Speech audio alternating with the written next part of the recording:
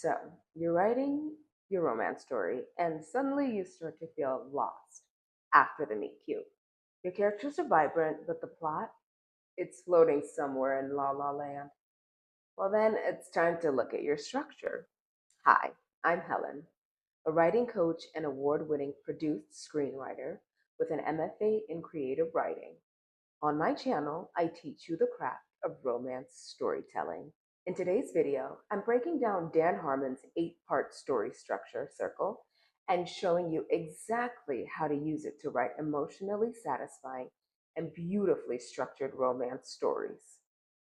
Whether you're a plotter or a pantser, this tool gives your story a powerful emotional arc without stifling your creativity.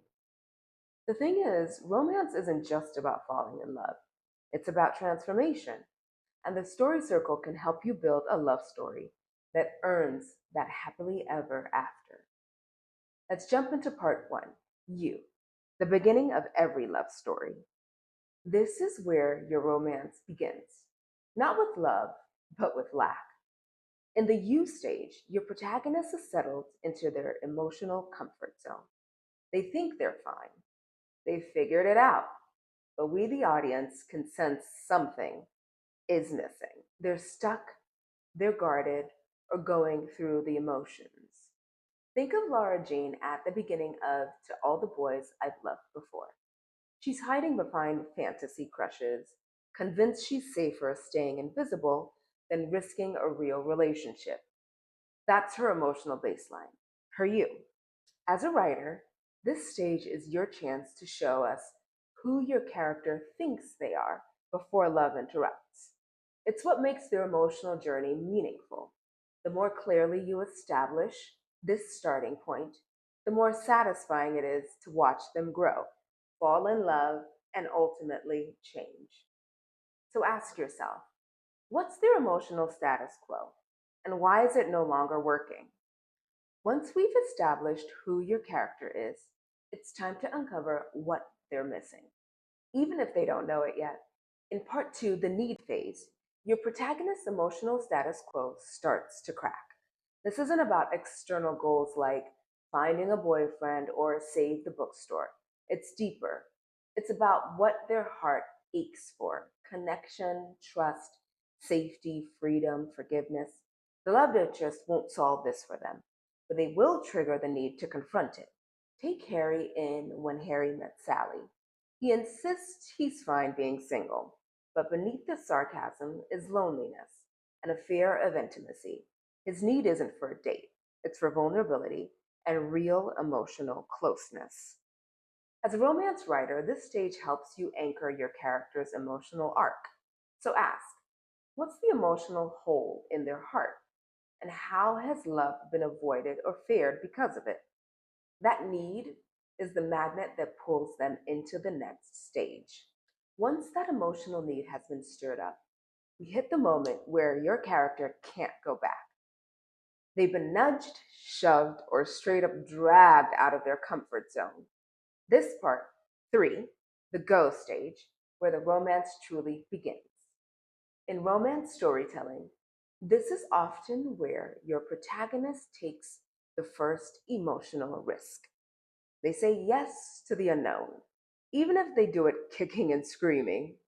Think Lizzie Bennet in Pride and Prejudice. She's just fine avoiding Mr. Darcy until she suddenly visits his estate, completely thrown off by what she learns.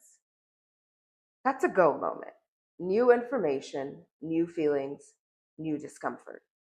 This stage signals the journey has begun. Love is no longer theoretical.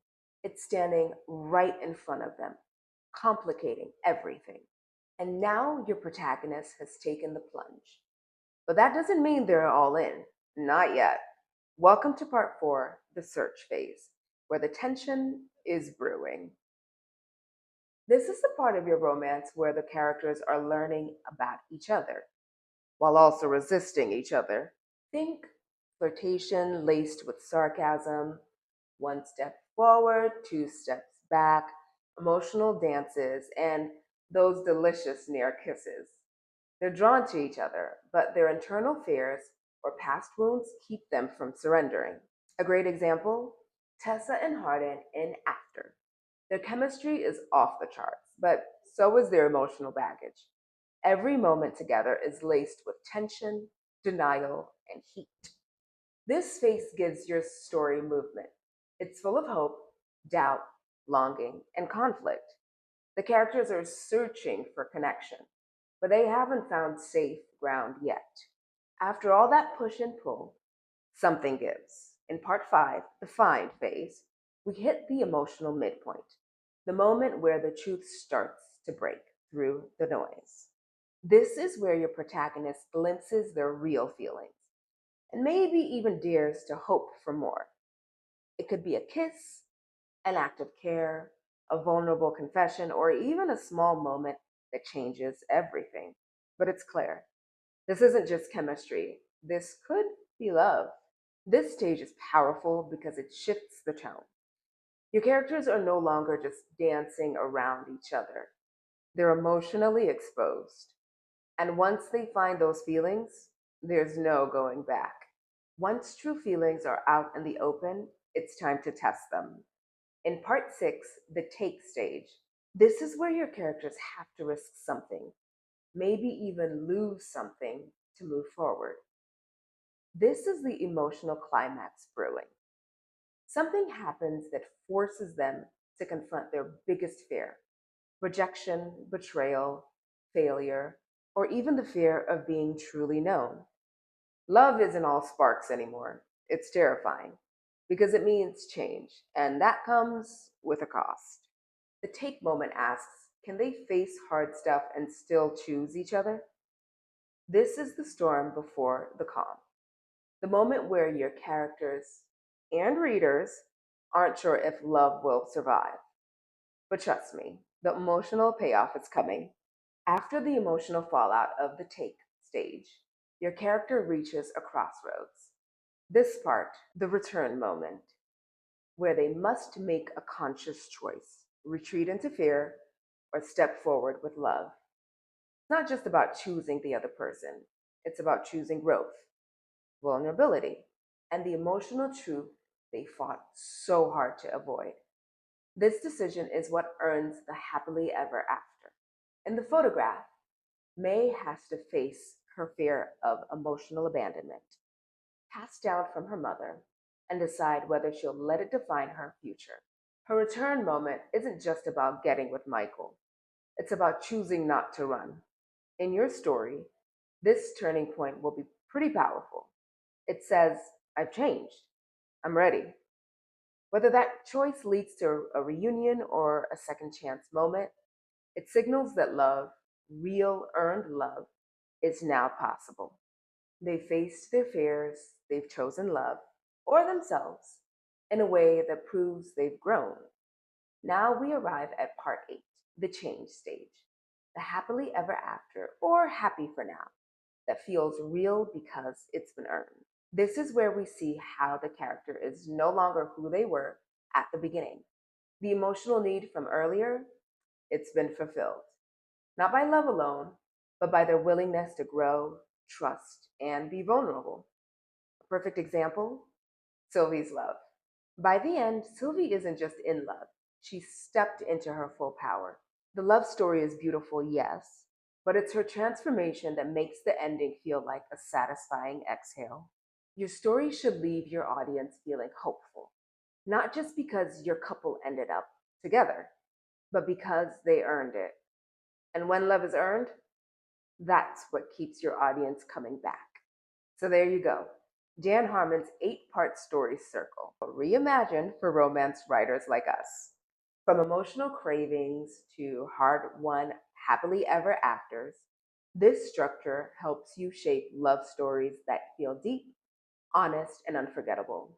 Whether you're outlining or just trying to finish that tricky second act, I hope this gives you some clarity and inspiration. Remember, your love story matters, and the way you tell it, that's your superpower. Keep writing, keep dreaming, and trust the journey. If you found Dan Harmon's story circle helpful, check out how romantic comedy beats can shape your love story from meet cute to grand gesture. In the next video of this story structure series, I'm breaking down Billy Mernit's rom-com beat sheet and how to use it to craft novels, screenplays, or stage plays that are funny, flirty, and full of heart. Click over and watch that video next. You won't want to miss it. If you need help structuring your story, developing compelling characters, or getting unstuck, I offer one-on-one coaching for romance writers. Details are in the description below. Until next time, love, Helen.